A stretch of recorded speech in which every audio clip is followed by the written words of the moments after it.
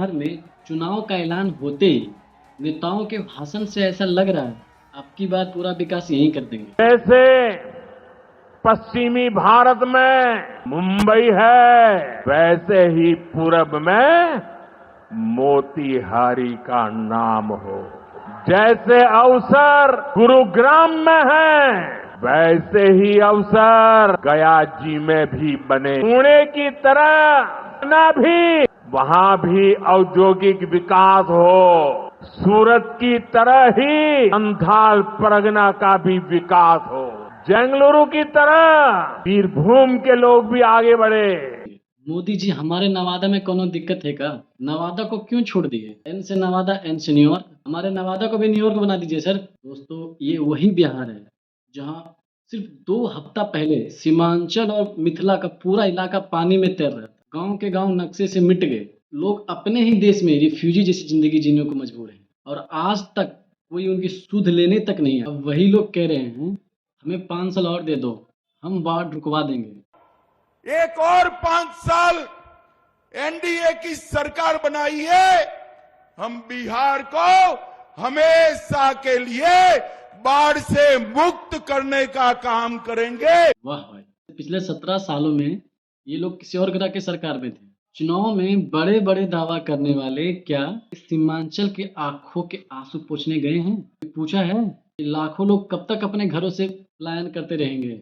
सच पूछिए दोस्तों, माइग्रेशन बिहार में कभी वोट बैंक का मुद्दा बना ही नहीं। समाज और सरकार दोनों ने मान लिया है बाहर जाकर काम करना, पढ़ाई करना, यही बिहार की किस्मत है। पलायन का दर्द कोरोना लॉकडाउन के दौरान देश ने जो देखा वो सिर्फ एक महामारी नहीं, सामाजिक त्रासदी थी। चारों लोग पैदल अपने गांव लौट रहे थे। कोई दिल्ली से पैदल चला रहा है, कोई मुंबई से, कोई चेन्नई से। पलायन बिहार के मजदूरों के लिए एक नियति बन गया है और इसकी जड़ में का मेन वजह है सरकार की उदासीन रवैया। सरकार ने कभी इस पे ध्यान ही नहीं दिया। IIPS की रिपोर्ट के अनुसार बिहार के हर दूसरे परिवार का कोई एक सदस्य पलायन कर चुका है, जिसमें ज्यादातर वो किसाने हैं भूमिहीन है।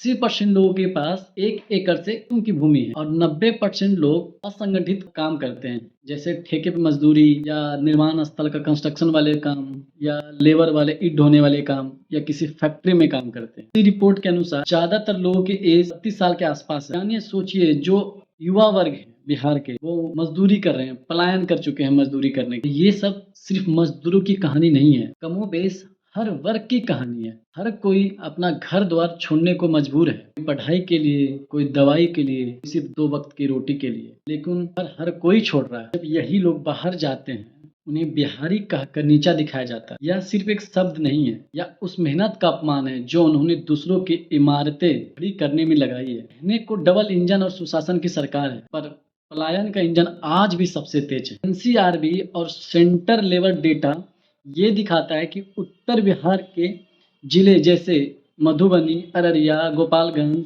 यहाँ के 70% घरों के लोग बाहर जा चुके हैं। गांव में अब बस बच्चे, महिलाएं और बुजुर्ग बचे हैं। 23-24 के डेटा के अनुसार बिहार के प्रति व्यक्ति आय सिर्फ 66,828 रुपए थे, यानी महीने के 5,500 के आसपास। वहीं देश का औसत आय लगभग 2,15,000 से अधिक है। यानी बिहार का एक नागरिक देश के औसत नागरिक से लगभग 3 गुना कम कमाता है। सवाल उठता है, आजादी के 78 साल बाद भी बिहार इस हालत में क्यों है? क्यों इतनी बेरोजगारी, भूखमरी, गरीबी क्यों है? बिहार की राजनीति दशकों से एक ऐसे चक्रव्यूह में फंसी है जहां गठबंधन बदलते हैं, जमीनी हकीकत नहीं बदलती। जब सवाल उठता है पलायन पर, तब अपने आप को बिहार का रहनुमा कहने वाले इसे नीतिगत समाधान देने के बजाय इसे भावनात्मक मुद्दा बना देते हैं। अब आप खुद समझ सकते हैं कि समस्या का आज तक समाधान क्यों नहीं हुआ है, क्योंकि उसे सॉल्व ही नहीं करना चाहते। राजनीति तो केवल एक पहलू है। जो मैं समझता हूँ बिहार की असली संकट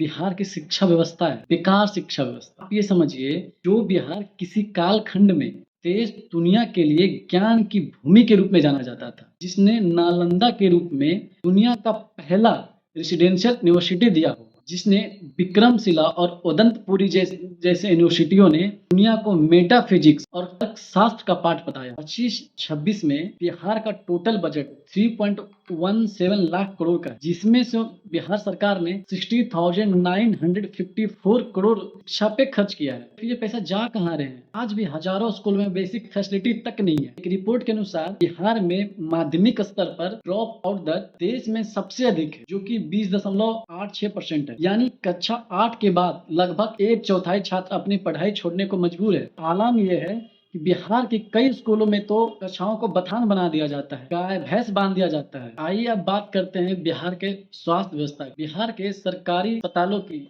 हालात किसी से छिपा नहीं है, आप सभी लोग जानते हैं। लोगों का ये कहना होता है सरकारी हॉस्पिटल में जाना यानी अपनी मौत को दावत देना। अगर आप ठीक भी हैं वहाँ जाकर की हालत एकदम खराब हो जाएगी। और जब सरकार से आप सवाल पूछा जाता है, जो स्वास्थ्य मिनिस्टर है या संबंधित विभाग के जो लोग से सवाल पूछेगा, वो उनका ये कहना है बिहार में स्वास्थ्य में किसी भी प्रकार की कोई कमी नहीं, सारी व्यवस्था है। क्या व्यवस्था है? एम्बुलेंस नहीं मिलने के कारण मरीजों को ठेले पे ले जाने को मजबूर है, और जो एम्बुलेंस है वो मरीजों को ढोने के लिए नहीं, बालू ढोने के काम आ रहे हैं। NSSO की रिपोर्ट कहती है देश में बिहार की सरकारी व्यवस्था सबसे खराब है। हालांकि ये है कि 91% लोगों को गवर्नमेंट नहीं प्राइवेट हॉस्पिटल में इलाज करवाते हैं, जहाँ की 61% आबादी गरीबी रेखा से कम है। और ये बिहार सरकार की डेटा कहती है। के रिपोर्ट के अनुसार बिहार में 3% कम डॉक्टर हैं, यानी 3% कमी है। बिहार एक ऐसा राज्य जो हर साल एक अनोखी त्रासदी झेलता है, जहाँ एक हिस्सा हर साल डूब जाता है, वहीं दूसरी ओर एक हिस्सा प्यास से तड़पता है। जहाँ किसी के खेत धरती में समा जाते हैं तो कहीं किसान आसमान की ओर देखकर बारिश की दुआ मांगते हैं। सरकार हर साल बाढ़ नियंत्रण पर अरबों रुपया खर्च करती है। इस साल भी कोसी और सहायक नदियों के लिए 11,500 करोड़ के प्रोजेक्ट चल रहे हैं, लेकिन हर साल वही बाढ़, वही टूटे तटबंध, वही तबाही। तो फिर सवाल उठता है, आखिर ये हजारों करोड़ की योजनाएं चल रही, उसके पैसे जा कहाँ रहे हैं? ये पैसे नेताओं, अधिकारियों, ठेकेदारों और दलालों के जेब में जाते हैं। सारी की सारी योजनाएं बस पैसा उगाही का एक जरिया है। टेंडर प्रक्रिया में कमीशन चलता है इनका। हर साल एक ही जगह बार बार मरम्मत दिखाकर पुराने तटबंधों के नाम पे पैसा निकाला जाता है। फर्जी बिल लगाते हैं, कागज पे तटबंध बना देते हैं, असलियत में पैसा इनके जेब में जाता है। बाहर राहत भुगतान के लिए जो एक लिस्ट बनती है पीड़ितों के, उनमें गड़बड़ी पाया गया है कई बार। और इनका जो मॉनिटरिंग पॉलिसी है, तो उनके जो अधिकारी साइट इंस्पेक्शन के लिए आते हैं, उन्हें कमीशन दे दिया जाता है। पूरी की पूरी लॉबी काम कर रही है, सब मिल बांट कर खा रहे हैं। ऐसे उगाही का जरिया सिर्फ बाढ़ योजनाओं तक सीमित नहीं है। मैं आपको एक एग्जांपल देता हूँ, मनरेगा, जिसमें गांव के मजदूरों को 100 दिन का गारंटी रोजगार देना होता है। इसमें ये लोग क्या करते हैं, फर्जी जॉब कार्ड बनाते हैं। इनकी जो अटेंडेंस होती है, मजदूरों की हाजिरी, उसमें गलत सलत दिखाते हैं। इन्होंने सरकार ने एक एप्लीकेशन लॉन्च किया अटेंडेंस के लिए, उसमें भी फर्जी वाला करते हैं। गवर्नमेंट ने का नियम यह है कि आपको मजदूरों से काम करवाना है, पर चूंकि इसमें खर्च ज़्यादा आते हैं, तो ये लोग जो ठेकेदार हैं वो काम करवाएंगे मशीनों से और दिखाएंगे मजदूरों के जॉब कार्ड, और गलत फर्जी जॉब कार्ड होते हैं सारे के सारे। और ये सबके मिली भगत होते हैं। ज़्यादातर अधिकारियों, जो BDO हैं, CO हैं और जो लोकल ठेकेदार हैं। बिहार में भ्रष्टाचार से कोई विभाग अछूता नहीं है।